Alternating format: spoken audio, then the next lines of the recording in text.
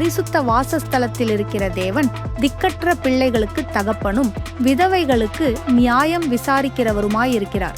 சங்கீதம் புத்தகத்தில் இருந்து 68ஆம் அதிகாரம் 5ஆம் வசனம். இந்த வசனத்தின் விளக்கம். இந்த வசனத்தில் தேவனின் கருணைமிக்க இயல்பை தெளிவாக காணலாம். தேவன் தம்முடைய பரிசுத்த வாசஸ்தலத்தில், பரலோகத்தில் அல்லது மகிழ்ச்சியான பரிசுத்த இடத்தில் இருக்கிறார். அவர் தன்னை குறைவாக எண்ணப்படும் உதவியற்றவர்களுக்காக தந்தையாகவும் பாதுகாவலராகவும் இருக்கிறார். தந்தையற்ற பிள்ளைகள் திக்கற்றவர்களாக இருக்கிறார்கள்.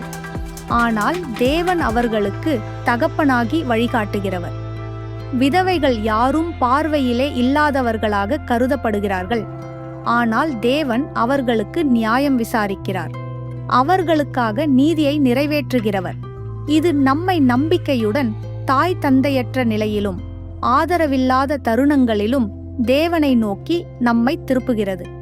சிறிய ஜெபம் பண்ணுவோம்.